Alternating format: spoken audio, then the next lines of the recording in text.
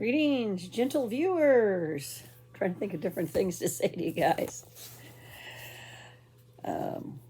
It's Monster Monday, and I wanted to look at some monsters from the Monster File, #1 by our friends at Ye Olde Dragon Tree Press. So, let's see. I wanted to look at some very specific monsters because I was like, that's in here? And I'm like, yes, it is.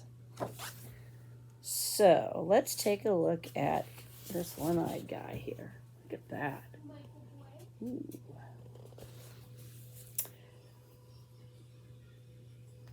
Okay, the card says...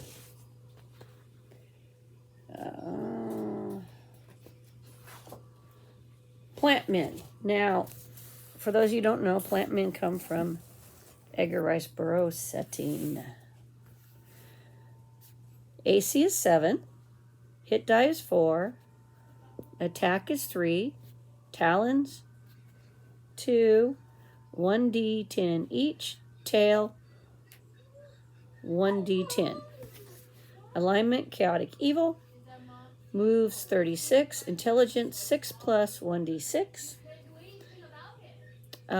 Number appearing 10 to 30, size medium.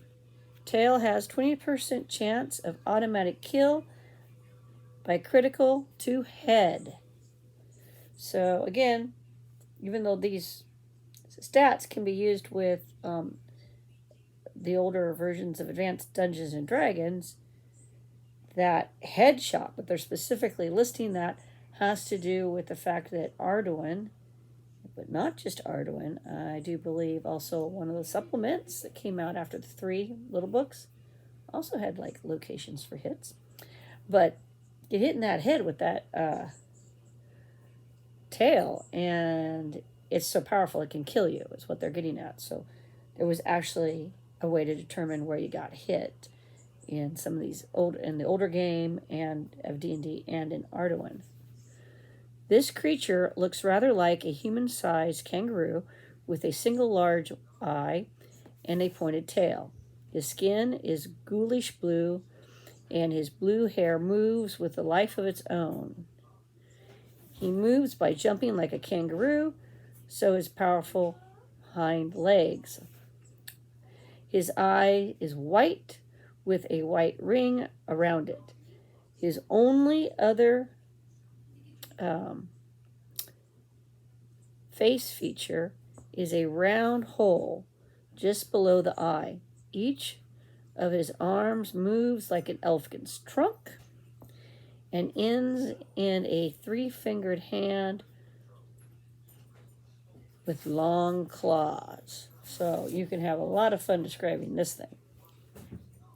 His favorite attack is to leap over his victim, slash with his tail, which has a hard, sharp tip. The tail is extremely accurate, and whenever it hits, there is a 20% chance that the victim will be killed by a critical head injury. He eats anything, including carrion.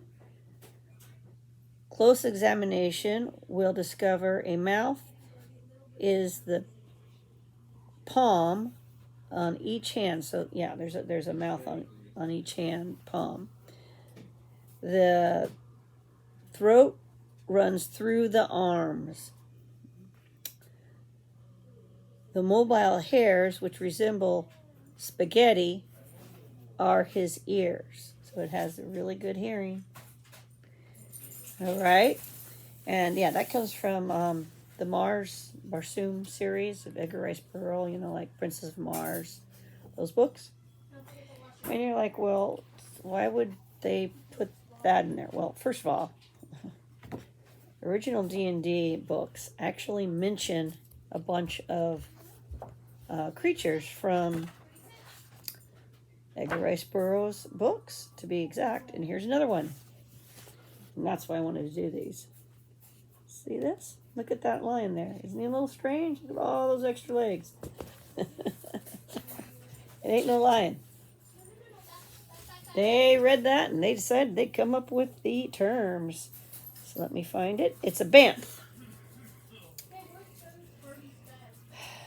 AC is 3, hit dice is 12, attacks 1, 6 plus 1, bite 5d10, or claw 1d6, tail 1d4 plus special. Alignment is neutral, and in parentheses, hungry, always hungry. Unintelligent, so 1 to 3 on its intelligence scale. A number appearing 1 to 5, size large, special attack, loud roar, save versus paralyzation. So, like, the roars of these things are so terrifying. The Banths is a giant 8-legged cat, 15 feet at the shoulder, with protruding green eyes that glow in the dark. It has an almost hairless, except for the tawny yellow mane. So think of a giant, hairless, multi-leg lion. They just have, except for the mane. His mouth reaches back to a point far beyond his tiny ears. So yeah, so it goes all the way back here. So start visualizing a lion and make that mouth huge. And his enormous jaws are equipped with rows, like a shark, of needle-sharp teeth.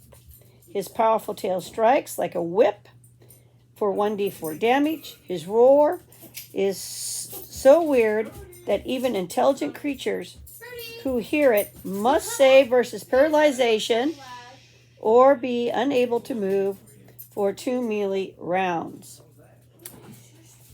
Banths is actually listed as a critter in old D&D, along with a bunch of other things.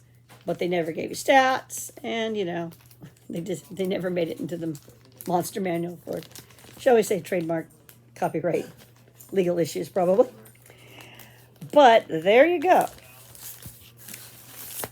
2 monsters, appropriate for Arden D&D, or if you want to run a John Carter of Mars type adventure using some kind of rules that are compatible there you go. Or just reskin it based on what I said for your rule system, but use the descriptions.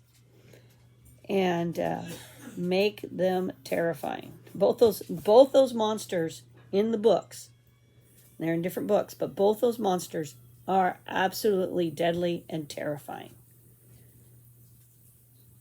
So, scare your players. It's one of the little joys. It's the little joys referees live for. Everybody have a great day. Like, subscribe, comment. I think I might pull something from a GURPS resource book next month, Monster Monday. I've got some cool stuff out of GURPS that's fun to play with too. And like I said, reskin. You can do it. Bye.